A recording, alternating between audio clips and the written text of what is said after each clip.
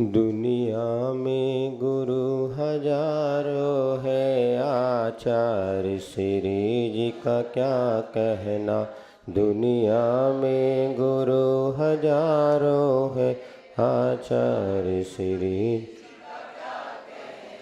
इनकी शक्ति का क्या कहना, इनकी भक्ति का क्या कहना, इनकी शक्ति का क्या कहना, इनकी भक्ति का क्या कहना। दुनिया में गुरु हजारों है, विद्यासागर जी का क्या। चलिए अपन नई प्रार्थना पढ़ेंगे। इसी में नीचे दिया है पेज नंबर 18 पर, श्रद्धा हमारी भाषा। ठीक। श्रद्धा हमारी भाषा, निष्ठा हमारा नारा, गुरुदेव की शरण में भव का मिले किनारा। हम गुरु के शिष्य ऐसे, जैसे दिए में बाती, जलते रहेंगे हर पल, चाहे हो तूफान पानी। श्रद्धा हमारी, निष्ठा हमारा नारा, गुरुदेव की शरण में। गुरुवर हमारे ऐसे, जैसे श्री वीर भगवन, श्री कुंद कुंद स्वामी, जैसा पवित्र जीवन। चरणों का स्पर्श पाकर हो जाती माटी चंदन, पारस हैं आप गुरुवर, हमको बना दो कुंदन। श्रद्धा हमारी भाषा, निष्ठा हमारा नारा,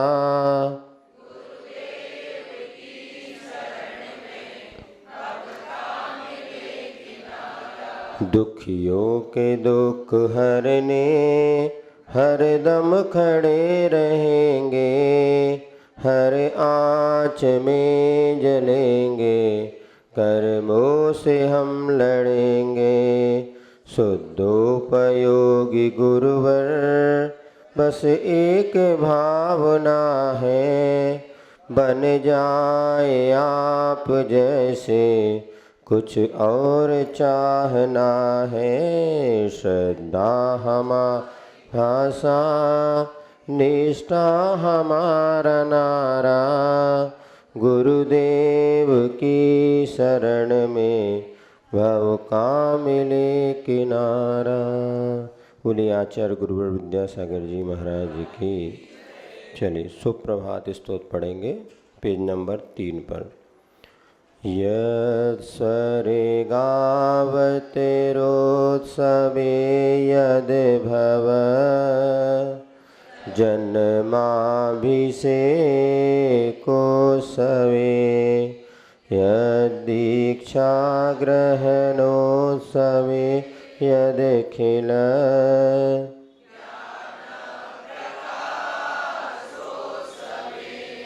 यन्निर्वाण गमोत्सवे, जिनपतेः पूजाद्भुतं तद्भवै।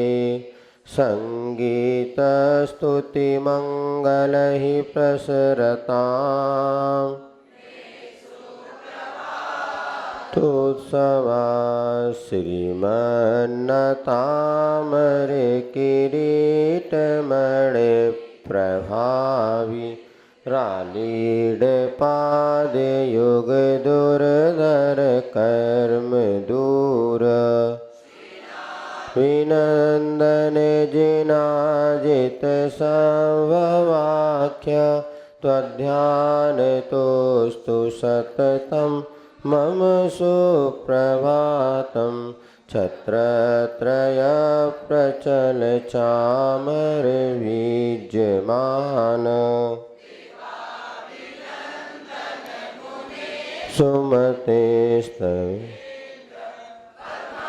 प्रवारुणमणिद्युतिभासुराङ्ग त्वध्यानतोऽस्तु सततं मम सुप्रभातम् सुपार्श्वकदलीदलवर्णगात्रम् तारगिरिमौक्तिकवर्णगौर चन्द्रप्रभस्फटिकपाण्डुरपुष्पदन्त त्वत्तानतोऽस्तु सततम्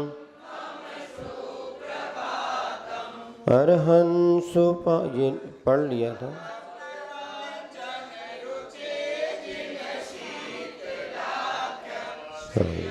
जिनष्ट दुरिताष्ट ये नहीं पढ़ा था ना, चलेगा। ये नहीं पढ़ा था, ये पढ़ लिया ना। अर्हन सुपार्श हो गया था तो पढ़ लिया ना, अभी पढ़ लिया उच्चारण। चलिए हाँ चलिए आगे पढ़ते हैं। हो गया ये चंद प्रभ वाला। अब आगे बताते हैं। संतप्त कांचन रुचे जिन शीतलाख्य। संतप्त कांचन रुचे जिन शीतलाख्य।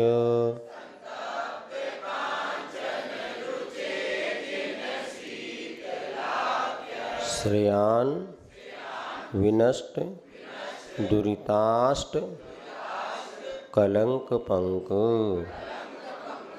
बोलिए श्रेयान विनष्ट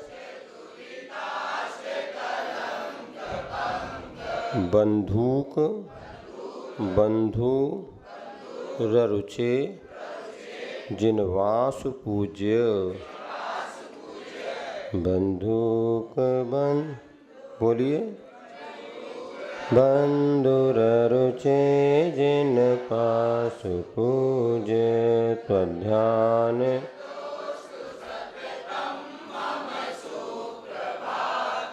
संतप्त कांचन रुचे जिन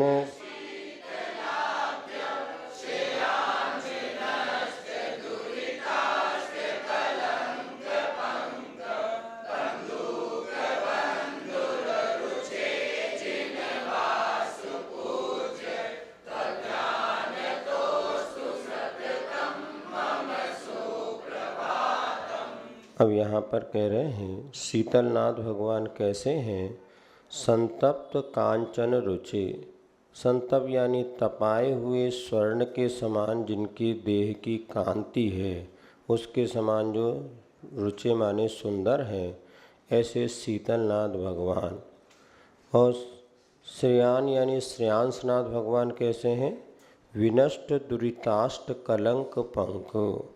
दुरित माने जो पाप हैं, ऐसे 8 जो कलंक हैं, कर्म रूपी जो कलंक रूपी कीचड़ है, इसको जिन्होंने नष्ट कर दिया है। नष्ट किया है पाप रूप 8 प्रकार के कर्म के कलंक रूपी कीचड़ को, ऐसे श्रेयांसनाथ भगवान। और पाशपुज भगवान कैसे हैं। बंधुक बंधुर रुचे।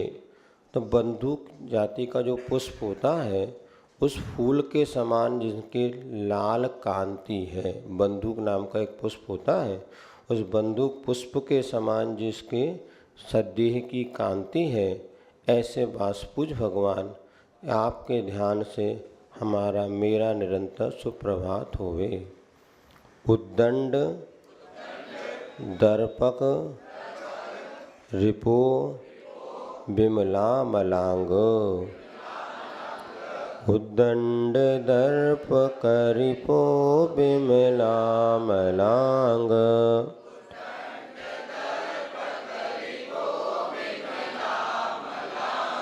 स्थेमन। हम तो ई बोलने की अपेक्षा थेमन थेमन बोलेंगे ना, तो शा आपको उच्चारण में आ जाएगा। ई बोलेंगे तो एक अक्षर बढ़ जाएगा।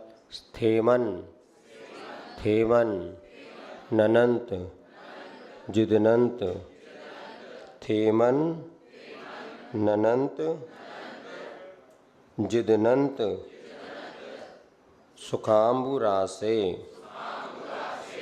स्थेमन्ननन्त जिदनन्त सुखाम्बुरासे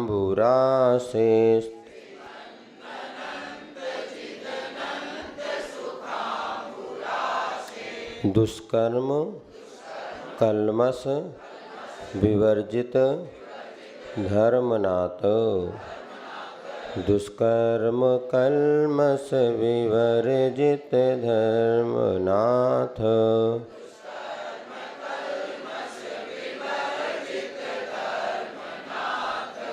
ध्यान तो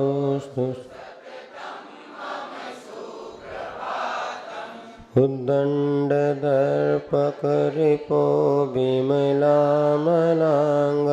स्थेमन्ननन्त जिदनन्त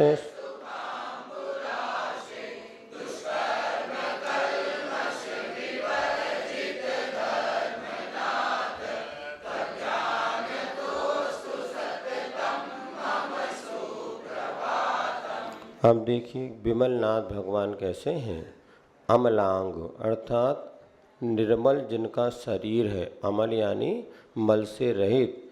ऐसे निर्मल शरीर वाले विमलनाथ भगवान उद्दंड दर्पक रिपु, और जो दर्प माने हो गया कामदेव, तो जो अत्यंत उद्दंड था वो जिनके शत्रु थे, कामदेव के शत्रु अर्थात काम विजयी, जिन्होंने कामदेव रूपी शत्रु पर विजय प्राप्त, ऐसे कामदेव के वह शत्रु यानी काम विजयी थे। ऐसे निर्मल शरीर के धारक विमलनाथ भगवान।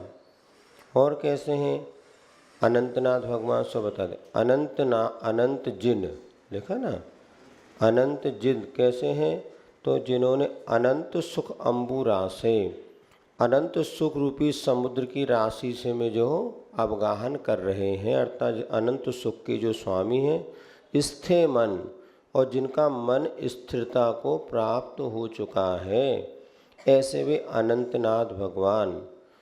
और धर्मनाथ भगवान कैसे हैं, दुष्कर्म कल्मष विवर्जित, जो दुष्ट कर्म हैं, ऐसे कर्म रूपी कालिमा से जो रहित हैं, ऐसे धर्मनाथ भगवान आपके ध्यान से मेरा हमेशा सुप्रभात होवे। देवामरी कुसुम सन्निव शांतिनाथ,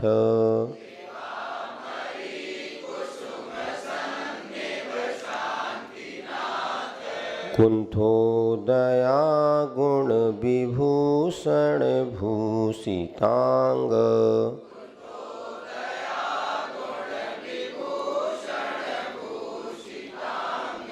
देवादिदेव भगवन नर तीर्थनाथ,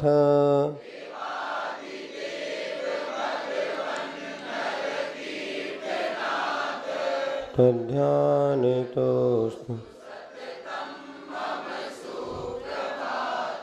देवामरी कुसुम सन्निभ शांतिनाथ,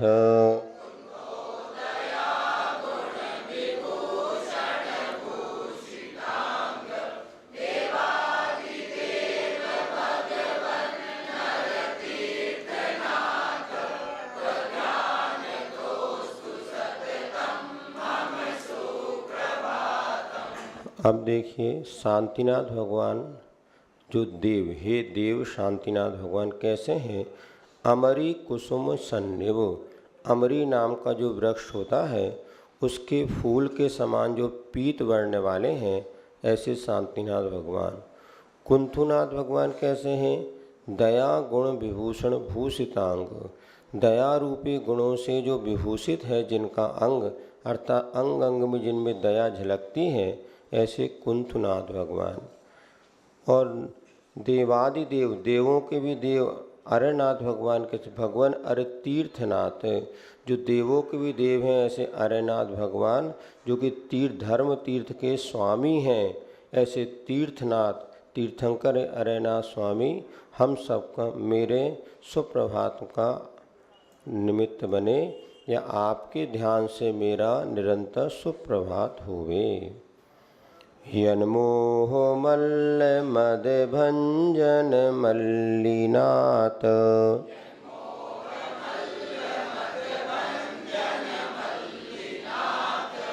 क्षेमंकराभितत् शासन शुभ्रताख्य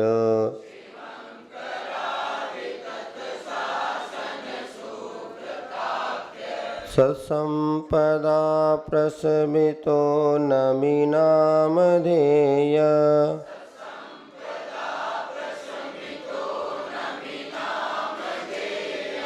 ध्यानतोस्तु सततं मम सुप्रभात यन्मोहमल्लमदभञ्जनमल्लिनाथ क्षेमंकरावितत्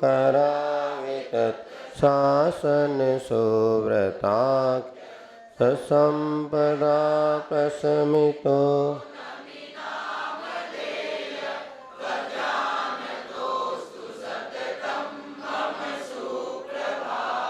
हाँ, उच्चारण भी सरल है और अर्थ भी सरल है, इसलिए ज़्यादा मेहनत करने की ज़रूरत नहीं है। यत मोह मल्ल मद भंजन, मल्लिनाथ भगवान कैसे हैं? मोह रूपी मल्ल माने होता है योद्धा के मद यानी अहंकार को भंजन जिन्होंने नष्ट कर दिया है, ऐसे मल्लिनाथ भगवान। और सुब्रत भगवान कैसे हैं? मुनि सुब्रतनाथ भगवान क्षेमंकरा वितत शासन, जिनका जो शासन है क्षेम यानी कल्याण को करने वाला है, अवितत, वितत माने होता है झूठा, तो अवितत माने सच्चा जिनका शासन है प्राणी मात्र का कल्याण करने वाला, ऐसे सुब्रतनाथ भगवान ऐसे वाले। और कैसे हैं नमीनाथ भगवान? सत्संपदा प्रशमितो नमीनाम धेयम, जिनके पास प्रसम रूपी सत्संपदा के जो स्वामी हैं ऐसे नमीनाथ भगवान। प्रसम किसे कहते हैं?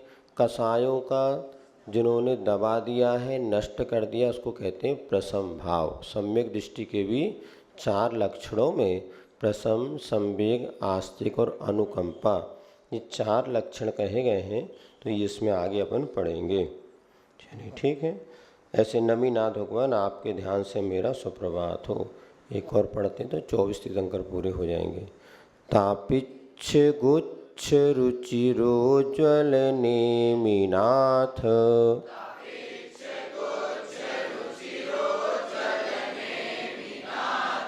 घोरोपसर्ग विजयिन जिन पार्श्वनाथ,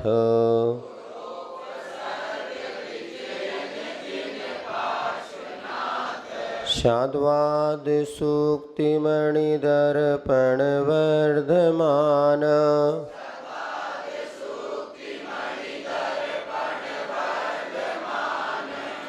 ध्यानतोस्तु सततं मम सुप्रभात। तापेच्छ गुच्छ रुचिरोज्ज्वल नेमिनाथ, गुरूपसर्ग विजयिन जिन शाद्वाद सूक्तिमणिदर्पण।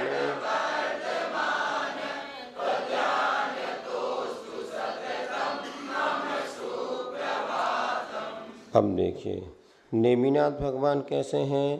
तापिच्छ गुच्छ, तमाल नाम का एक वृक्ष होता है जिसके समान सुंदर कांति वाले, रुचिर माने सुंदर, उज्ज्वल, जिनके शरीर की कांति है, ऐसे नेमिनाथ भगवान। पार्श्वनाथ भगवान कैसे हैं? घोरोपसर्ग विजयीन, भयंकर उपसर्ग पर जिन्होंने विजय प्राप्त की थी। वर्धमान स्वामी कैसे हैं? शाद्वाद सूक्ति मणि दर्पण, अर्थात जिनके ज्ञान रूपी दर्पण में शाद्वाद रूपी सूक्ति अर्थात सिद्धांत कहो या जो नीतियाँ कहो शाद्वाद पर आधारित थी, ऐसे मणि रूपी दर्पण जिनके पास विद्यमान है, ऐसे वर्धमान स्वामी आपके ध्यान से मेरा सुप्रभात होवे। इस प्रकार से इतना अपन ने किया, कल आगे देख लेंगे। चलिए एक और हो गया न, कल एक साथ कर देंगे। चलिए अब इसके बाद क्या पढ़ना है? सामायिक चर्या पढ़ते हैं। आख्य माने कथन करना, कहना, यश नाम से कहे जाते थे। सुब्रताख्य, सुब्रत नाम से कहे जाते हैं। चलिए पेज नंबर 22 पर मुनिचर्या श्रावक चर्या में यह आवश्यक है। ममता तजना समता भजना ही सामायिक है। चलो फिरो मत हिलो डोलो मत बोल नहीं बोलो कुछ ना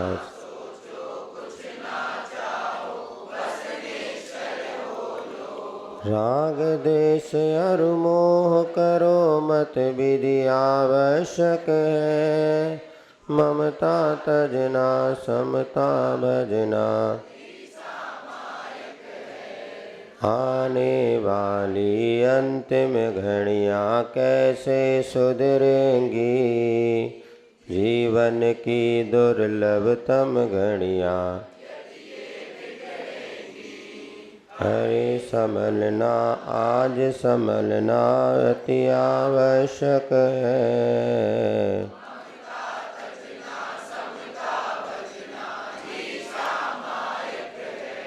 क्षमा भाव से क्रोध जीत लो मान विनय धर के। ऋजुता से माया को जीतो विषय विजेता कसाय जेता ही इस लायक है।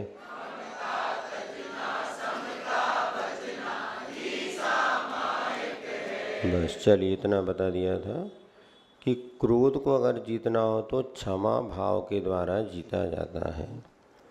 क्रोध हमारा स्वभाव नहीं है। स्वभाव क्या है? क्षमा। क्रोध किसी निमित्त से आता है या अपने कर्म के उदय से आता है। यदि क्षमा भाव धारण किया जाए तो क्रोध पर विजय प्राप्त की जाती है। कैसे क्षमा धारण करें महाराज? ऐसे सोचो भैया, अपना किया कर्म ही हमें फल देता है, सामने वाले का कोई दोष नहीं। आचार्य ने हम लोग प्रतिगुण 31 कम विवाहेषु एक सूत्र है, प्रतिगुण में 31 प्रकार का कर्म का उदय होता है।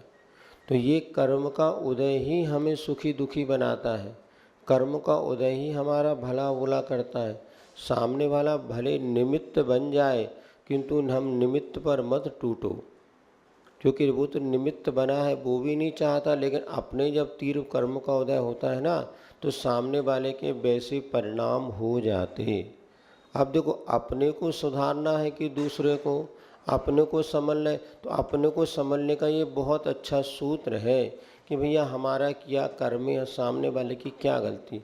उससे द्वेष भाव, ईर्ष्या भाव, बैर भाव रखने की अपेक्षा ये कुछ समय के लिए मान लो भैया हमारा कर्म का उदय है, अपने परिणामों में आपको हमेशा क्षमा भाव उत्पन्न हो जाएगा।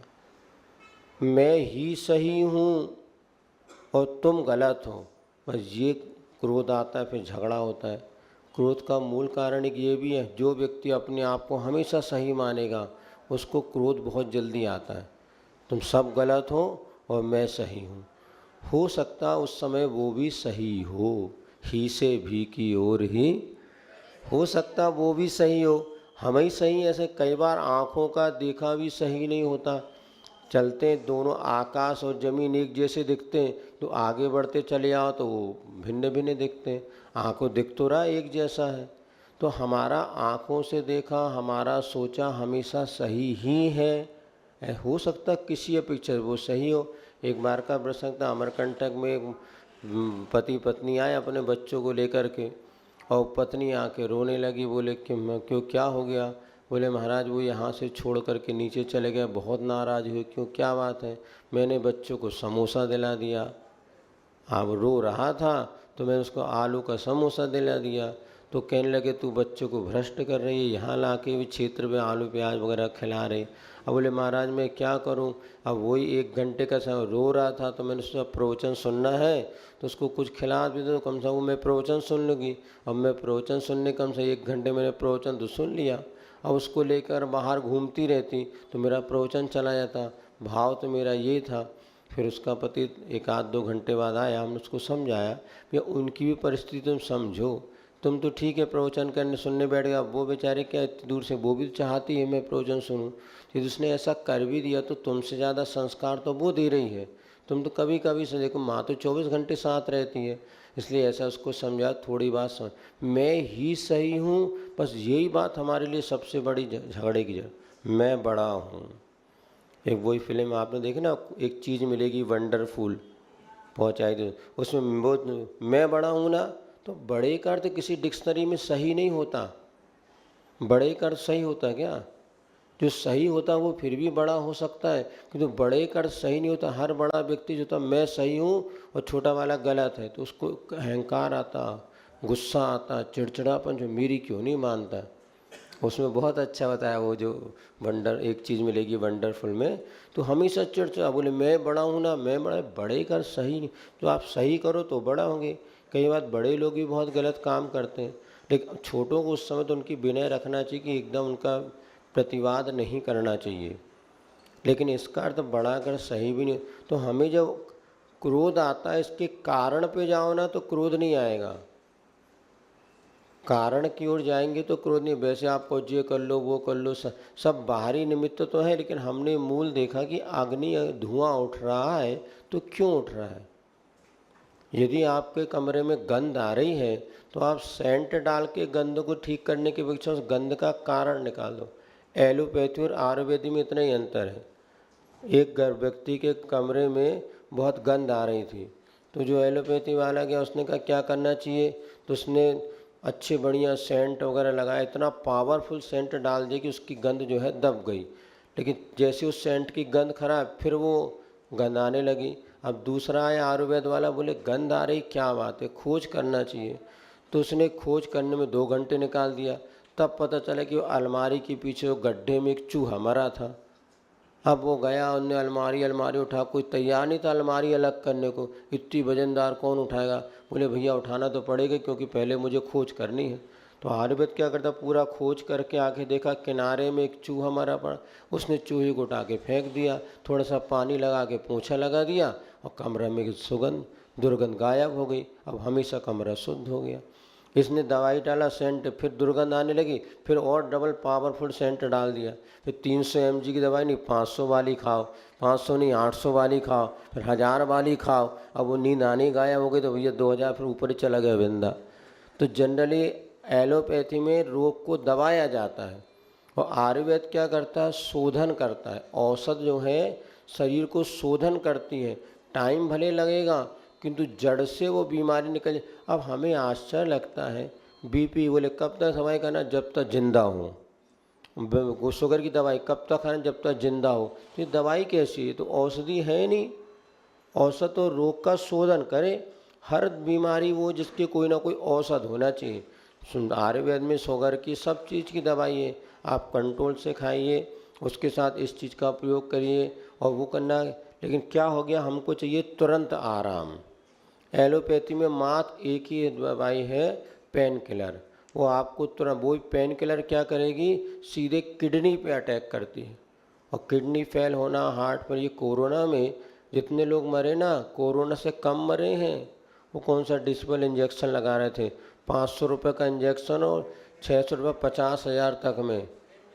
हाँ तुम सब पता, खूब कमाई करो बेटा मेडिकल वालों ने।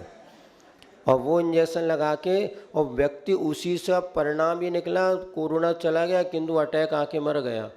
एक वो ब्रह्मचारी त्रिलोक जी थे, बिल्कुल स्वस्थ हो गए, वो बस और बाहर निकले सब गए काम। तो जिसने मात उकाली पिए वो तो स्वस्थ हो गया। अभी विदिशा का एक श्रावक से, विदिशा से, उनको कोरोना खूब घबरा, हमने बिल्कुल मत घबराओ, अकेले रहो, उकाली पियो बस। बढ़िया उन्होंने कुछ सोटों वगैरह की उकाली पी और डॉक्टर के पास जो नहीं गए सो बच गए, और जो डॉक्टर में घबरा के गए तो उसने निपटा दिया, नोट भी ले लिया। सभी ने नहीं किया ऐसा, लेकिन बहुत आया था ऐसा, उन्हें तुम केस कर दो महाराज के ऊपर। अरे आजकल भरोसा नहीं, कोई रिकॉर्डेशन के सट से रामदेव बाबा की फजीती हो गई थी बताते। लेकिन अनुभव ये, हमारा अनुभव ये कहता है कि हम लोग भी थे पूरा कोरोना काल में रहे, बोले महाराज यहीं चौका लगेंगे, फिक्स रावक रहेंगे, कहीं बाहर नहीं। हमने हम सब बाहर जाएंगे, चिंता नहीं करो। सुबह 2 किलोमीटर रोज घूमने जाते, 2 जाना 2 आना 4। लोग साथ में जाने को तैयार नहीं, बोले हवा में कोरोना उड़ रहा है, हमने कहा गजब हो गया यार, हवा में स्वस्थता मिलेगी, चल जिसको आना हो, नहीं तो हम अकेले जा रहे हैं। दो महाराज पकड़ने के चले आए, नहीं। फिर एक दो लोग आने लगे धीरे धीरे। अब ऐसी इसी भय का जब माहौल बनता है ना सब चीज़ में, तो इतना घबरा देता है वो डॉक्टर, आपको ये है ये। आचार्य ने हमेशा कहते थे मरीज को निर्भय बनाना ही सबसे बड़ी चिकित्सा है। अब डॉक्टर जैसे आप जाओ ना, तो इतनी सी अगर फुंसी भी हो गई ना तो कहेगा अरे गड़बड़, इसको दिखाना पड़ेगा, चेक कर दो, सैंपल ले लो, बम्बई भेजना है। आप खुश हो गए, बोले बम्बई हमारा सैंपल गया। इंदौर में कहा सैंपल लिए तो मज़ा ही नहीं आया। जब वो सैंपल बम्बई गया 3 दिन तक हमारा, चौथे दिन खबर आएगी बिल्कुल नॉर्मल। अरे बहुत खुश हो गए, 20,000 खर्चा हो गए, तो खुश हो गए भैया बिल्कुल नॉर्मल। हमें तो पहले ही पता था सब नॉर्मल था, लेकिन तुम्हें इतनी सी अमृत धारा पे विश्वास नहीं। सबसे बढ़िया औषधि अमृत धारा। हमने देखा आचार्य महाराज जितनी बिल्कुल ब्लड निकल रहा हो, खून निकल रहा हो ना, 2 बूंद अमृत धारा की डालो, पेट की जितनी बीमारी उसके लिए अमृत धारा, पिपरमेंट। और सर्दी अभी ये समय जो चल रहा है ना वायरल फीवर, उसकी सबसे बढ़िया औषधि है अमृत धारा। अपनी नाभि में लगाओ तो पूरा एंटी, आपका बॉडी जो है एंटीबैक्टीरियल है, उसको मतलब बैक्टीरिया असर नहीं करेगा। ये सुशील जी वैद्य जी ने अमरकंटक में बताया था हम लोग को, जब सबको बुखार आ रहा था। तो अभी भी अमृत धारा अपने पास रखें, कहीं भी आपको दस्त उल्टी ये प्रॉब्लम्स हो, अमृत धारा बहुत अच्छी हो। हम तो अपने पास 24 घंटे रखते हैं। एक सज्जन बता रहे थे जब बिहार वो अजमेर से आ रहे थे ट्रेन में बैठ के, उनको रास्ते में बहुत तकलीफ़ हुई, मतलब उनकी पेशाब निकल ही नहीं रही थी, बहुत पेट में दर्द होने लगा और क्या करें, रेल में उतर भी नहीं सकते। तो उन्होंने थोड़ी सी अमृत धारा ली, पानी में मिला के पूरा पेट में लगा दिया। 5 मिनट में उनको पेशाब लघु शंका अच्छी खुल करके हो गई और उनको बहुत हल्का हो गया। और जितने भी पिंपल्स वगैरह जो होते हैं ना, फुंसी वगैरह, आप लोग ये दुनिया की दवाइयाँ कुछ नहीं, अमृत धारा की एक वो रोल ले लो या शांति, उसको ऐसा लगा के छोड़ दो, छेड़ना नहीं। तुम क्या बार बार छेड़ते हैं तो गड़बड़ हो जाता है, बस लगा के छोड़ दो, दिन में 2-3 बार। कितनी बड़े से बड़े पिंपल्स हो, कुछ में वो हो, और कुछ एक बार लगा दिया उसके बाद उसको 6 घंटे कुछ नहीं करना। नहीं कुछ तो दिख ही नहीं रहा, कुछ नहीं दिख रहा, लेकिन वो दवाई भीतर तक असर कर रही। इधर ये ट्यूब लगाओ, दुनिया भर के घिना आइटम। ये ट्यूब कैसे बनते पता है तुम्हें? ये हमने तो सुना है भैया, तुम लोग पढ़े लिखे खोज करना, जितने भी तुम्हारे क्या कहते क्रीम वगैरह बनती ना, क्रीम, इनका बेस जो बनता है ये मल से बनता है। पोटी जो होती ना, पोटी क्या कहने लगा, तो जानते हैं अभी। ये मल जो निकलता है सेप्टिक टैंकों में, इनको बेस बना करके साफ करके वो तुम्हारा बढ़िया फेयर एंड लवली लगा रहे मुंह में। आदि छी छी वो सफ़ेद रंग की कर दिया, वही पोत ले। अरे इससे बढ़िया सबसे अच्छा उपाय है, बचपन में बताते थे हम लोग जब चिट्ठे मिट्ठे होते थे ना, सुबह सुबह मुंह खोलो, लार निकालो थोड़ी सी और मुंह में चुपड़ लो और 15 मिनट बाद धो लो। अपनी लार कोई बुरी है क्या? उस सुअर की चर्बी और दुनिया की गंदगी मुंह पे पोंछने से अच्छा है अपनी सुबह सुबह लार। बच्चों को भी यही सिखाओ, और कुछ नहीं, यह नहीं करो वो सुअर की चर्बी से लार होना अच्छी है। इसीलिए सुबह सुबह जीभ बाहर निकालो, जितने माल निकले निकालो और बढ़िया चेहरे पे लगा लो। क्रीम लगाने की ज़रूरत ही नहीं है। और प्रैक्टिकल करके देखना, हमने तो एक बच्चे को बताया था, सब 15 दिन में उसका चेहरा पूरा क्लियर हो गया। इतने ट्यूब वगैरह लगा लिया उसने, 500-500 200 रुपये बता रहा, उस समय की बात है, सब लगाया, कोई आराम नहीं मिला। लेकिन अपना ही प्रयोग, देसी प्रयोग इतनी अच्छी चीज़। आँखों में बताते हैं जो लार के आंजन कर लो तो आँखों की ज्योति बढ़ जाती है। अपने मुख में जो लार है ना, ये बहुत मेडिसिन है। और सुबह उठ करके थोड़ी सी लार निकालो, आँख की काजल जैसे आँच लो। क्या चीज़ बुरी थोड़ी ना बेटा। जो बाहर जो कॉस्मेटिक वगैरह जो जितने आ रहे हैं ना, क्रीम वगैरह, इनमें कितनी गंदगी मिली है आपको पता नहीं। देखने वो डिवी अच्छी सी लग रही, पीली सी, वो सोना दिख रहा, सोना मोना कछु नहीं है उसमें। सबसे बढ़िया मेडिसिन गाय देखो अपने बछड़े को चाट चाट करके स्वस्थ कर लेती। और सबसे बड़ी जल्दी कोई घाव बढ़ता है तो मुख का घाव बढ़ता है, क्योंकि अंदर लार रहती है, जीभ से तुरंत, मतलब मुख का निकले हुए शब्द का घाव तो सबसे लेट भरता है, और लेकिन जिब्बा का घाव बहुत जल्दी भरता है, जिब्बा से निकला घाव बहुत देर से भरता है। ये निश्चित मानना, जीभ कट जाए अपने आप 2 दिन में ठीक हो जाती है। बढ़िया मेडिसिन अपने मुख के भीतर ही है, इसका प्रयोग करो, ये सबसे बचो। तो क्या कह रहे थे, हाँ, क्रोध अभी इस पे प्रयोजन हो गया। हाँ, कहाँ चल रहे थे अब? नहीं नहीं, वो तो चला था। और हाँ, मतलब ये मैं ही सब कुछ हूँ, यही सब क्रोध का कारण बनता है। इससे बचो। चलो भैया, कहाँ कहाँ गाड़ी चली गई। मान विनय धर के, और मान को जीतना हो तो विनय धारण करो। विनम्रता से ही हमारे जीवन में अहंकार दूर होता है। जो तुमसे झुककर मिला होगा, निश्चित वो बहुत बड़ा आदमी होगा, क्योंकि जो बड़ा व्यक्ति होता है वही झुकना सीखता है। मुर्दा कड़क होता है, जिंदा झुकता है। तो मुर्दे की खास पहचान क्या है? कड़ा हो जाता है ना मरने के बाद, तो जिंदा व्यक्ति होगा तो निश्चित झुकेगा। और आप विनय का सहारा लेंगे, अपने आप मान कसाय खत्म हुए। ऊँट तभी तक अपने आप को बड़ा मानता है जब तक पहाड़ के नीचे नहीं जाता। हम किस बात को लेके अहंकार करते हैं, थोड़ा विचार करो, विचार करो। कुछ भी स्थिर रहने वाला नहीं, रूप रंग आदि सब नष्ट। इसलिए विनम्रता धारण करोगे तो हमेशा दुनिया में आपकी पूज होगी, और अपना मन भी सरल और सच्चा बना रहेगा, ये तो निश्चित है। सबसे ज़्यादा नाक का ही सवाल है, इसीलिए नाक के पीछे नीचे मूछ क्यों रहती पता है? नाक के नीचे मूछ क्यों होती बताया था हमने ना, इम्पॉर्टेंट है ये।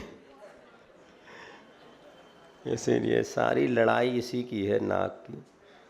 ऋजुता से माया को जीतो। ऋजुता माने सरलता। सरल जितने अपने परिणाम रहेंगे उतनी मायाचारी से बच सकेंगे। सरलता का अर्थ होता क्या होता है? मन में होए सो वचन उचरिए, वचन होए सो तन से करिए। मन में भाव आ गया, इनकी पिटाई लगाना है, अब मन में तो आएगी, बोल दो और दो उठा करके, फिर वो क्या करेगा तुम्हारे लिए? महाराज आप ने तो कहा सरलता, मन में होए सो वचन उचरियो, वचन होए सो, इसी का नाम रिजता। अरे इसका रिजता नाम नहीं है भैया। वहाँ पे कहने का भाव है कि हमारे मन वचन काय में सरलता होनी चाहिए। मन से कुछ है, वचन से कुछ है, काय में कुछ है, ऐसा नहीं। सहज सरलता, जैसे बालक होता है ना, रोता है, मतलब उसको पिटाई लगा दिया, रोने लगता है, फिर उसके मन पसंद लड्डू दे दिया तो खुश हो जाता है। आँख का आंसू नीचे तक सूख भी नहीं पाता और वो हंसने लगता है। तो ऐसे बालक वत से अपनी कसायों को जल्दी जल्दी नष्ट करो। झगड़ा हो गया, ले गया, चलो भैया छोड़ो, ज़्यादा दिमाग में नहीं लगना, होगा हमारे कर्म का उदय, तुरंत नॉर्मल हो जाओ। इसका नाम है रुजुता। आचरण के रुजुता माने उत्तम आर्जव धर्म। वर्तमान में जितना जियोगे उतने सरल बनोगे, और अतीत अनागत में जाओगे तो उलझते रहोगे। इसीलिए जो बीते गए फिर वो जमाने नहीं आते, आते हैं नए लोग पुराने। जी साधु, जो बीत गया सो बीत गया, ज़्यादा कसाय मत बांधो भैया, सरल। लेकिन सरल व्यक्ति को लोग लल्लू कहने लगते हैं। उनके कहने से क्या फ़र्क पड़ना, अपने को तो अपना कल्याण करना है ना।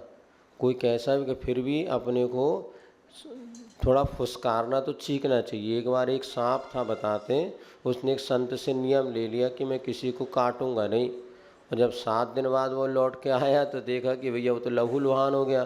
बोले बात क्या है साहब, आपके नियम का प्रभाव है कि पूरा शरीर छत में।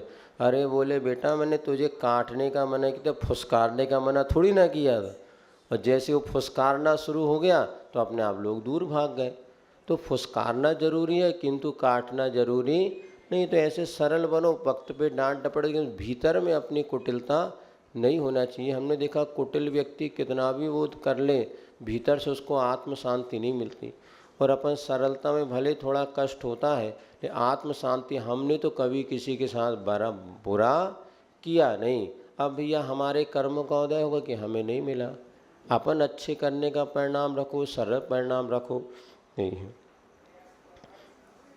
लेकिन दुनिया उसी को अच्छा मानती जो मायाचारी है, दुनिया भर के कर रहा है क्या। लेकिन दुनिया को चलोगे तो पाप में फंसोगे, और अपने इसमें रहोगे तो अच्छा करोगे। लेकिन जो आगम ग्रंथ कह रहा है उसके अनुसार आप चलोगे ना, दुनिया आपको पागल समझेगी। तो हमने कहा ठीक है भैया, पागल ही अच्छे हैं, पागल दिमाग क्या करें हैं, इन बिगड़े दिमागों में ही भरे हैं अमृत के लच्छे, और हमें पागल ही रहने दो, हम पागल ही अच्छे हैं। ऐसा किसी ने सुनाया था, इन बिगड़े दिमागों में ही भरे हैं अमृत के गुच्छे, और हमें पागल ही रहने दो, हम पागल ही अच्छे। जो पागल बनता है ना वही मोक्ष पाता है, तुम कैसे पागल हो। जैसे कि तुम कैसे पागल हो, तुम कैसे पागल हो, पागल हो और पाग लहो। तो पाग लहो माने पाग किसको कहते हैं, मैसूर पाक वगैरह बनाते ना। सच्चा सुख तुम्हें चाहिए तो पागल ही बनना पड़ेगा। और जो बच्चे पागल बनते हैं ना, वही बच्चे अपने लक्ष्य की ओर सफल होते हैं।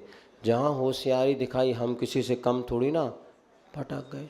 कई बच्चों ने बताया हमारा पतन के कारण मूल यही, हम तो पढ़ रहे थे लेकिन हमारी सहेलियाँ हमारे दोस्त, अरे कैसा गांव से आया, देहात से आया, तुझे पता नहीं क्या ज़िंदगी जी जाती, आ मेरे साथ। तो एक साथ होशियारी में गए तो पूरा नैतिक पतन होना प्रारंभ हो गया। जो पागल बन के रहे बहुत अच्छे सफल हो गए प्लान। जिससे बड़े बड़े जो पोस्टों पे पहुंचते ना, वो पागल ही जैसे दिखते, देखना ना बोल रहे हैं ना कुछ कर रहे, झक्की जैसे। नहीं वो झक्की अब पार। तुमने जहाँ होशियारी बताई, हम किसी से कम थोड़ी ना है, तो बस गड्ढे में गिरा देते हैं। कोई हमसे बाहर जाते बच्चे बच्चियों को लेकर, महाराज उनको कुछ समझाओ, हम यही समझाते बेटा पागल बन के रहना तो तेरा उद्धार। जहाँ होशियार बने तो लोग तुझे पकड़ के गड्ढे, जहाँ स्मार्ट दिखने का प्रयास किया तो बेटा गए काम से। लंबे लंबे बाल करिया मरिया से ऐसे रहो पगला, कोई तुम्हारे तरह हीरे को तक नहीं। तभी तुम कहीं, जहाँ तुमने अपना फोकस दिखाया तो बस लोग तुम्हें पक्का फंसाने का प्रयास करेंगे और निश्चित पतन हो जाएगा। मन बहुत चंचल है, बड़े बड़े जवानी बुढ़ापे में मन नहीं संभल रहा तो छोटे छोटे मोड़ा मोड़ियों की क्या कर रही। ये कहीं थोड़ी सी हवा जरी तो सब बह जाते, अब क्या करें। चलो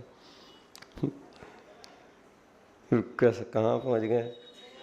लोभ तोष करके, लोभ को कैसे जितना संतोष के द्वारा लोभ को जीत लो कि भैया कितनी भी हाय तोबा कर लो, होने वाला कुछ नहीं है। जो प्राप्त हो उसमें अपनी प्रसन्नता बनाए रखो और अच्छा पुरुषार्थ करो।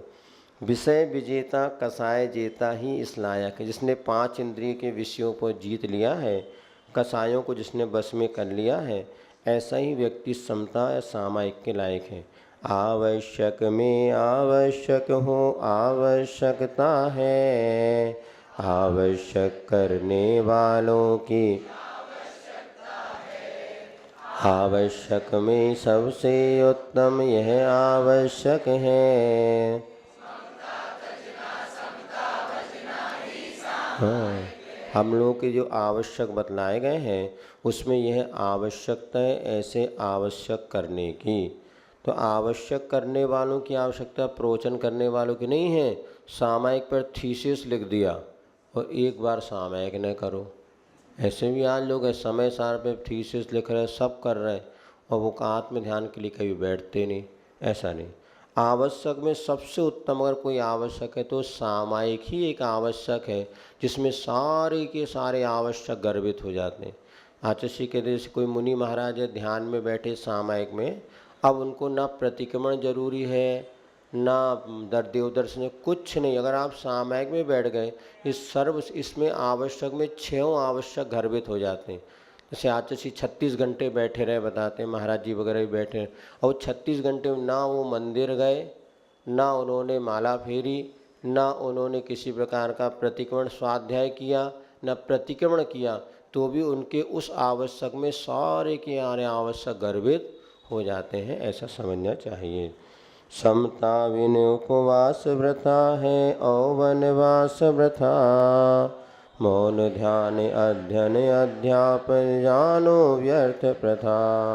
समता जन ही संत जनों को शिव सुखदायक है, ममता तजना समता भजना।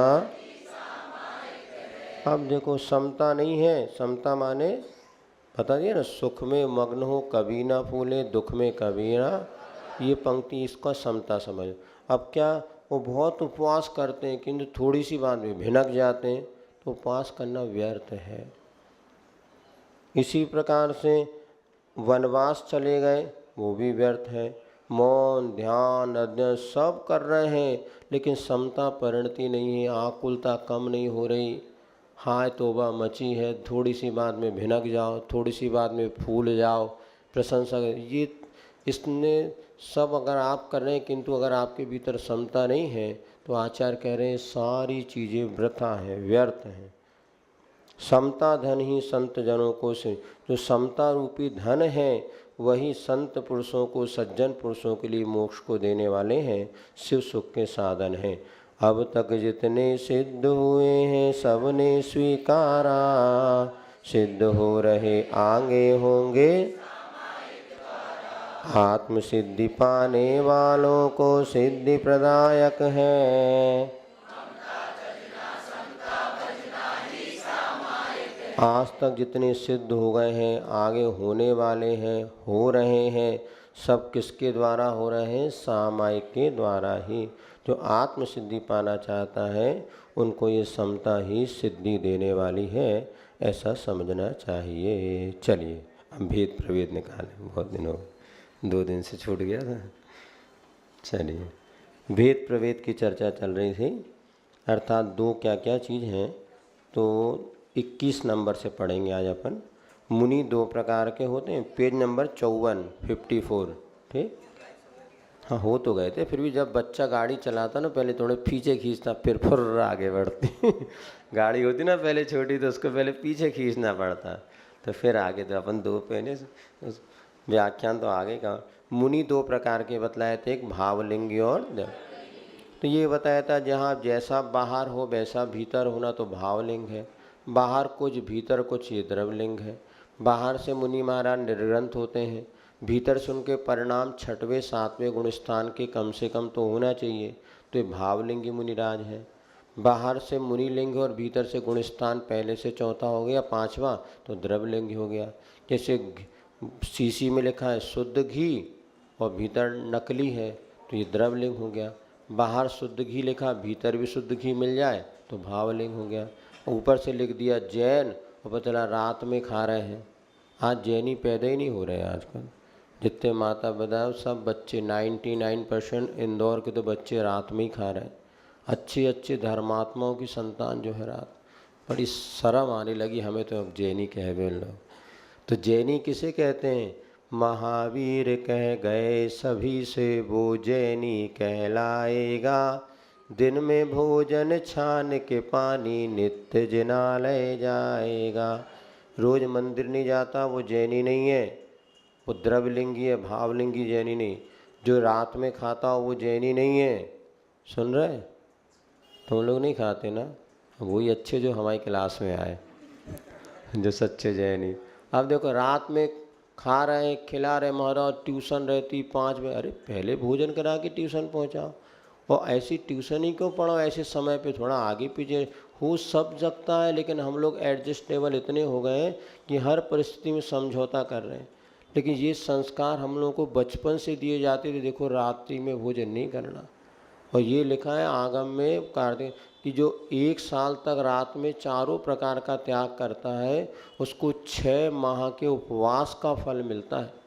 हम जब गुजरात गए वहाँ पर आहार के समय हम पूछते थे रात्रि भोजन, तो बड़ी बड़ी महिलाएं कि हमारा 1 महीने का था, कोई कहे 2 महीने का था। हम आश्चर्य, फिर बताया महाराज हम लोग चौविहार का त्याग करते हैं, चारों पानी भी नहीं पिएंगे रात में, भले 1 महीने। तो हमने ये बहुत अच्छा, अब पूछना पड़ेगा बड़े लोगों से, वैसे घबरा जाते लोग से।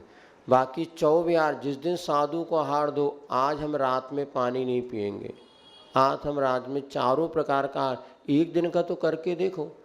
जिंदगी हो गई रात्रि भोजन के त्याग को, बस रोटी नहीं खाते बाकी सब खाते, अन्न का त्याग, बाकी अन्न सब आ जान दो रबड़ी ले रहा है, दूध ले रहा है, अरे नहीं, आज हमने साधु को आहार दिया, 24 घंटे में एक बार हमारे गुरु आहार लेकर के जीवन चला सकते हैं।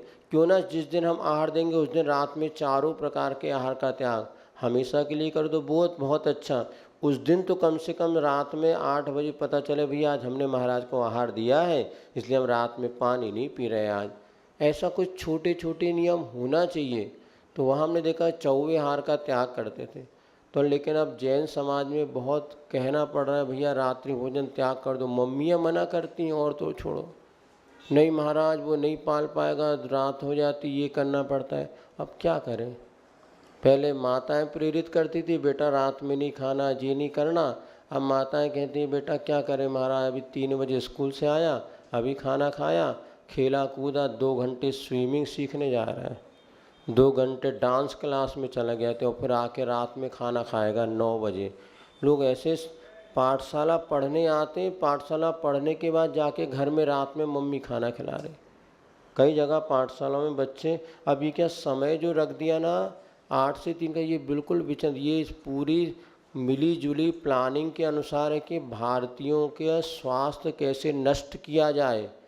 तो ये जो अपने यहाँ तो क्या होता था, शुरू में सुबह 7 से 12 का स्कूल होता है, 12 से 5 का। अभी उन्होंने अपनी पश्चिमी कल्चर लाके 8 से जो 3 का स्कूल कर दिया ना, अब बेचारा पहला भोजन बच्चा कर ही नहीं पाएगा घर में। अब वो पहला भोजन जो 3 बजे 3:30 बजे करेगा, दूसरा भोजन उसको रात में, और जो रात में खाएगा सैकड़ों बीमारी आ जाएगी और भारत की भारतीय संस्कृति नष्ट हो जाएगी। ये कॉन्वेंट का कॉन्सेप्ट था, ये उनकी धारणा थी। उन्होंने ये सोचा भारत को भारतीयता नष्ट करने का सबसे बड़ा साधन यही है, इनको खाने पीने के गलत संस्कार डाल दो। अब यदि हमारा बच्चा, देखो आज भी सरस्वती शिशु मंदिर वगैरह में 10:30 से 4 का स्कूल लगता है। बच्चा 10 बजे अच्छा भरपेट 2-4 पराठे सब्जी रोटी खा, हमने देखा 10 बजे भी भूख लगती है, और शाम को 4 बजे आ जाओ, 5 बजे भूख लगे खा लो, रात में खाने नहीं पड़ेगा, अपने आप स्वस्थ बना रहेगा, धर्म पलेगा। लेकिन हम लोग इस बात पे कोई विचार ही नहीं करता। हमने कई बार कोशिश की, भैया ऐसे कम से 10:30 से 4 का स्कूल का समय होना चाहिए। प्राइवेट स्कूल, सरकारी स्कूल हैं, ये भी 10:30 से जगह 1 शिफ्ट वाले होते हैं। 2 शिफ्ट जहाँ पर होती थी तो 12 बजे छूट जाता था, 12 बजे बच्चा खाना खा लेगा, शाम को 6 बजे खा लेगा। लेकिन अब ऐसी कंडीशन खड़ी कर दी और हम सब लोग विवेकहीन होकर के, और बस चलो भैया खाना होना चाहिए। और ये हो गया पूरे 99% परिवारों में रात्रि भोजन हो रहा है। अक्षय कुमार वो पिक्चर का, वो 7 बजे के पहले भोजन कर लेता है। उसका आया मोदी साथ में पूरा इंटरव्यू, वो 7 बजे बोले मेरे शरीर को आवश्यकता नहीं, किंतु हम जैनियों को आज समझाना पड़ रहा है भैया रात्रि भोजन छोड़ दें। हम भैया वृत्ति वगैरह जब कराते हैं, पहले भैया कौन रात्रि भोजन त्याग का है, सो हमें हाथ लगाओ। तो रात में खा रहे, 2 शांति धारा कोई करता हम पहले भैया रात्रि भोजन छोड़ो। अच्छे 50-50 60-60 साल के लोग रात्रि भोजन नहीं छोड़ पा रहे, बड़ी समस्या है। कहाँ पढ़ाओ अब बात तो क्या कह रहे थे, महावलिंग की तरफ ले, है ना। तो रात्रि भोजन त्याग तो होना ही चाहिए। घरों में कभी रात्रि में नहीं बनना चाहिए। रात में तुम लोग महाराज, जब साहब आ रहे हैं 9 बजे सर्विस करके, अब खाना तो बनाना ही पड़ेगा, फिर वो जब तक नहीं खाएं तब तक हम कैसे खाएं। अरे हमने उनका पाप पुण्य, तुम्हारे साथ हो गई साल 2-6 महीने की दोस्ती, अब भैया टाइम पे खाने आओ तो ठीक, नहीं तो हम तो पहले खा लो। अपना धर्म उनके पीछे भ्रष्ट नहीं करना चाहिए, क्योंकि लिखा है आग बताते 7 फेरे जब होते ना, उस समय का धार्मिक ऐसे कुछ है ना कि धार्मिक कार्यों में हस्तक्षेप नहीं करते। हम अपने लिए अपने अपने धर्म पालने की दोनों पति पत्नी स्वतंत्र होंगे, ऐसा कुछ बताते हैं। सुना है हमने, ऐसा नहीं सुना, तुम इन लोगों के मुख से सुना। तो भैया ठीक है एक आध बाकी तुम अपना आओ तो ठीक है, नहीं तो भैया तुम 10 बजे हम तुम्हें खिला देंगे, हम तो 7 बजे के पहले खाते हैं। इतनी दृढ़ता होनी चाहिए। नहीं तुम भी खाओ और हम भी खाएं, 2 ही रात में। हाँ तुम 2 ही हल्ला नहीं करो। और चैत्यालय 2 प्रकार के, चैत्यालय एक देवता है कि नहीं है? बहुत सारे लोगों ने लिखा ही नहीं, गलत गलत। अरे चैत्यालय एक देवता है, 9 देवता है, वो ये भूत भवन व्यंतरवासी। अरे 9 देवता में चिन चैत्यालय, तो कई लोगों ने उसको गलत ही लगाया, बहुत कम लोगों ने उसको सही लगाया। रिजल्ट तैयार हो गया, बस घोषित होने वाला 1-2 दिन में। अब सोच रहे आज या कल देख लेंगे, घोषित कर देंगे। हाँ आज नहीं कल। देखो जिसने अच्छा लिखा उसको आकुलता नहीं है, जो गड़बड़ लिखा उसी को आकुलता है। और क्या कहना, नंबर बताना, बता नंबर बताने सेम हो जाएगी। सब लोग कह रहे थे करना क्या, फर्स्ट सेकंड थर्ड बता देंगे, बाकी जिसको चाहिए तो अलग से मिल लो। हम क्या सबको बता दे तो सेम हो जाएगी। हमें तो कोई दिक्कत नहीं है, तुम ही लोग देख लो क्या करना। हाँ पूरे सब जज गई, लिस्ट बन गई, सब कंप्लीट हो गया। अब यही सोचते कैसे घोषणा करना बताते हैं। तो कृत्रिम और अकृत्रिम 2 प्रकार के चैत्यालय होते हैं। नंदीश्वर देव आदि अकृत्रिम चैत्यालय, और हम तुम ये जो बने कृत्रिम चैत्यालय। इसके बाद बताते हैं वस्तु स्वरूप के कथन की पद्धति 2 प्रकार की है, आगम पद्धति और अध्यात्म। जिसमें गुणस्थान आदि का वर्णन होता है, गुणस्थान है या गति आदि का वर्णन होता है, मार्गणा स्थान का वर्णन होता है, इसे आगम पद्धति कहते हैं। गुणस्थान मार्गणा आदि का वर्णन करते हुए जहाँ पर कथन करते हैं उसे आगम पद्धति कहते हैं, और जहाँ पर आत्म तत्व की मुख्यता से कथन होता है उसे अध्यात्म पद्धति कहते हैं। ये कहीं ऐसा लिखा नहीं है, लेकिन बार बार अपने आता अध्यात्म और आगम, तो इतना समझ लेना चाहिए। आगम माने जैसे कोमटसार कर्मकांड वगैरह है, इसमें 14 गुण स्थान मार्गणा स्थान का वर्णन है, 24 ठाना वगैरह, ये आगम पद्धति। और अध्यात्म पद्धति से आत्म तत्व की मुख्य समय सार आदि अध्यात्म पद्धति ग्रंथ माने जाते हैं। एक चीज़ और समझ, जैसे अपन ने भी पढ़ा था नए 2 प्रकार के, निश्चय ने और ये हो गया अध्यात्म पद्धति। आगम पद्धति के अनुसार क्या होगा, द्रव्यार्थिक नय और पर्यायार्थिक नय। जो द्रव्य को ग्रहण करे वो द्रव्यार्थिक नय। जैसे आप जीव हैं कि मनुष्य हैं, जीव हैं कि मनुष्य हैं, आप मनुष्य नहीं है। हाँ, तो द्रव्यार्थिक नय से मैं जीव हूँ, क्योंकि मैंने जीव द्रव्य की मुख्यता से कहा तो मैं जीव हूँ, ये कहना कौन सा नय हो गया, द्रव्यार्थिक नय। मैं मनुष्य हूँ, ये पर्याय आर्थिक नय, क्योंकि मनुष्य क्या एक पर्याय है, तो जिसके कहते हैं द्रव्यार्थिक नय और पर्याय आर्थिक नय। जहाँ द्रव्य की मुख्यता ये हो गई आगम पद्धति। अब निश्चय से जीव कौन है, जो देखने में नहीं आता। व्यवहार से हम तुम कौन है, व्यवहार से जीव है, क्योंकि यहाँ पे हमने आत्मा की चर्चा करते हुए अशुद्ध को ग्रहण कर लिया। तो एक में आत्मा की मुख्यता होती है, एक में गुणस्थान आदि की मुख्यता, ऐसा समझना चाहिए। विशेष इसमें नहीं है, लेकिन ये समझ। कार की उत्पत्ति के 2 कारण होते हैं। जब कभी भी कोई कार उत्पन्न होगा तो उसमें 2 कारण होते हैं, एक उपादान कारण और दूसरा निमित्त कारण। उपादान कारण किसे कहते हैं, जो कि कार्य के रूप में ढले, जो कारण कार्य में परिवर्तित हो उसे कहते हैं उपादान कारण, और जिसके निमित्त से कार्य हो उसे कहते हैं निमित्त कारण। जैसे काली मिट्टी से घड़ा बना, तो काली मिट्टी कौन सा कारण हो गई, उपादान कारण, और कुंभकार कौन सा कारण हो गया, निमित्त कारण। आई बात समझ में। जो कारण कार्य में ढले उसे कहते हैं उपादान कारण, और जिसकी सहायता से ढले उसे कहते हैं निमित्त कारण। कुंभकार कौन सा कारण हो गया, घट बनने, घट एक कार्य हुआ, मटका बना, इसमें 2 कारण हैं। कौन कौन से, एक उपादान कारण कौन हो गया, माटी स्वयं। यदि माटी के पास क्षमता नहीं होती तो माटी कैसे घट बनती, मुरमुरी माटी होती, काली लाल मिट्टी होती, पत्थर हो तो नहीं बन पाते। तो अपनी स्वयं की योग्यता उसे कहते हैं उपादान कारण। सुन रहे हैं आप लोग, ये बात समझ लोगे 50% जीवन में टेंशन दूर हो जाएगा। दूसरा है निमित्त कारण। कुंभकार के बिना घट बनेगा क्या, नहीं। तो कुंभकार ने घट बनाया, लेकिन क्या कुंभकार घट के रूप में परिवर्तित हुआ, परिवर्तित कौन हुई, मिट्टी। तो मिट्टी कौन सा कारण और कुंभकार कौन सा कारण, निमित्त कारण। तो इसीलिए अपने जीवन में ये समझो, जो भी कार्य घटित हुआ, कुछ भी अच्छा बुरा बड़ा जैसा हो रहा है, इसमें 2 कारण हैं। एक स्वयं हमारे कर्म का उदय है, और दूसरा सामने वाला निमित्त कारण है। अब हम किसको माने, तो आचार्य ने लिखा अध्यात्म वृत्ति या आत्मिक सुख के लिए उपादान कारण की ओर दृष्टि डालो। आप आत्मिक शांति चाहिए तो उपादान के, भैया मेरा ही कर्म का उदय था। सीता जी ने कहा इतनी सुंदर नहीं होती मैं तो रावण के मन में विकार आते क्यों, अपने आप मन हल्का हो गया। अरे उसने मेरे साथ देखता हूँ, तो सारी जिंदगी आप उसको निपटाने के चक्कर में स्वयं निपट जाओगे, वो नहीं निपटेगा। तो दूसरों को बदलना अपने हाथ में नहीं है, अपने आप को बदलना अपने हाथ में है।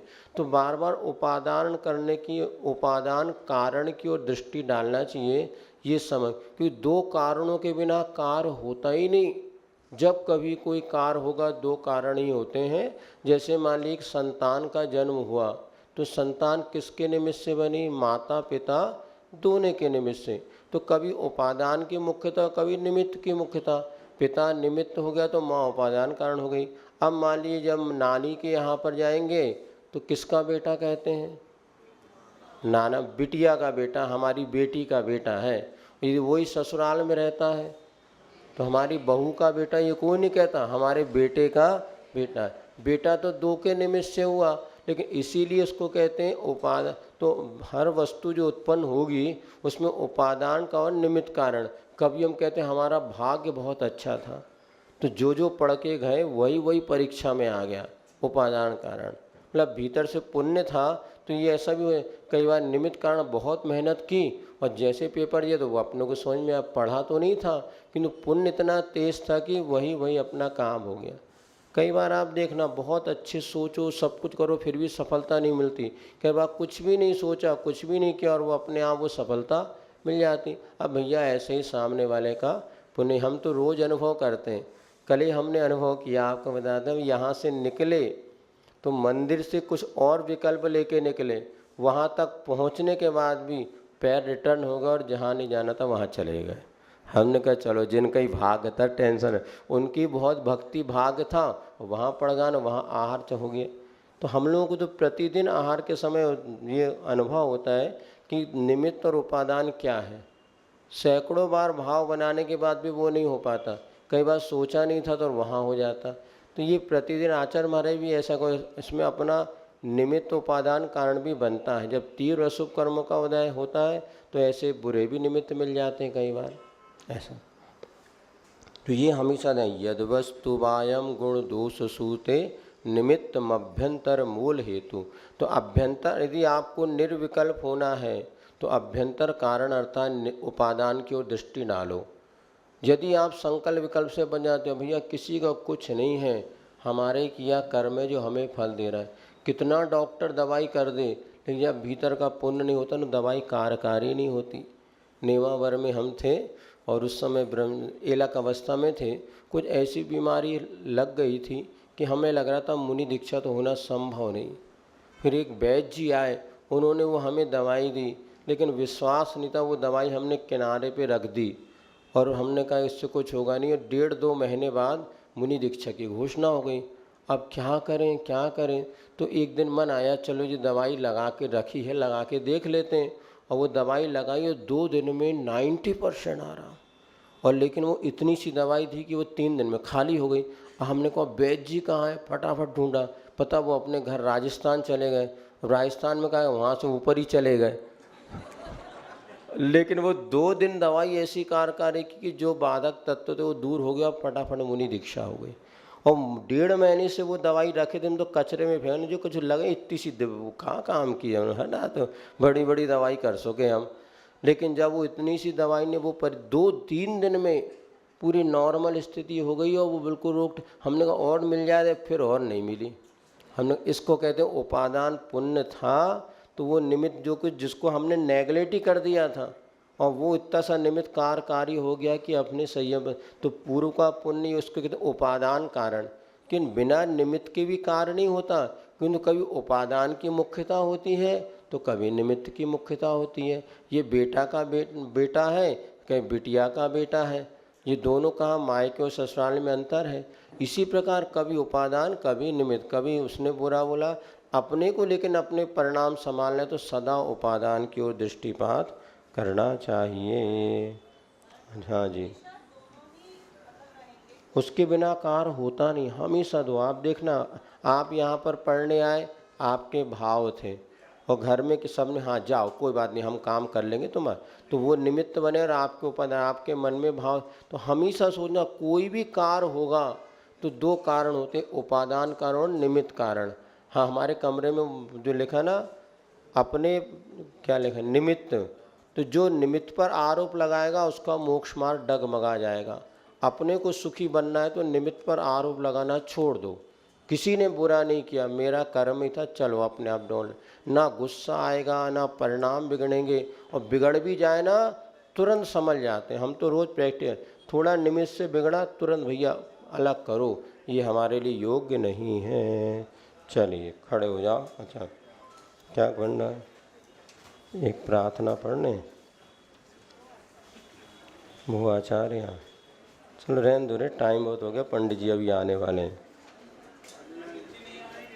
जिस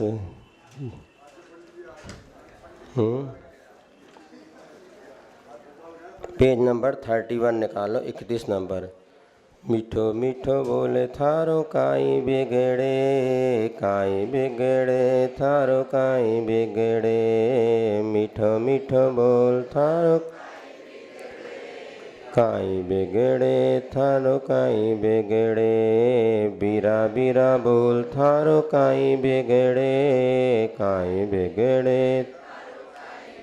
आजीवन मादम नहीं, कब निकले प्राण मालूम नहीं। मीठा मीठा बोल थारो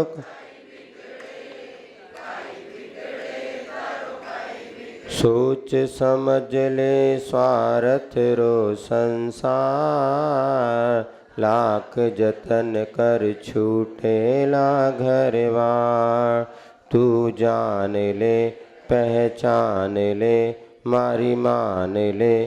संसार किसी का घर नहीं, कब निकले प्राण मालूम नहीं। मीठो मीठो बोल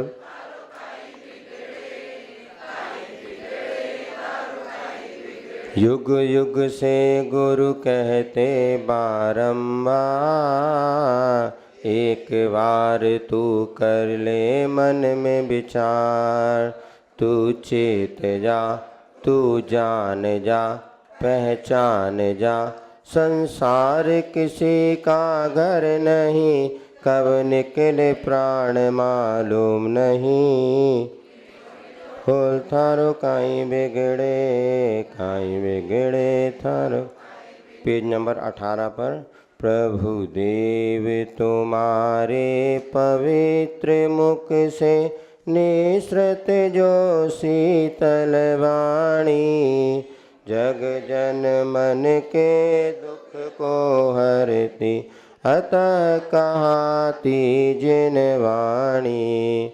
जयवंतो माँ जग में तब तक जब तक सूरज चांद रहे। शीस नवाते कर्म हरो माँ, अब तक हम विषयांद रहे। अब हम ना विषयांद रहे। चलिए कायु सरगम करो।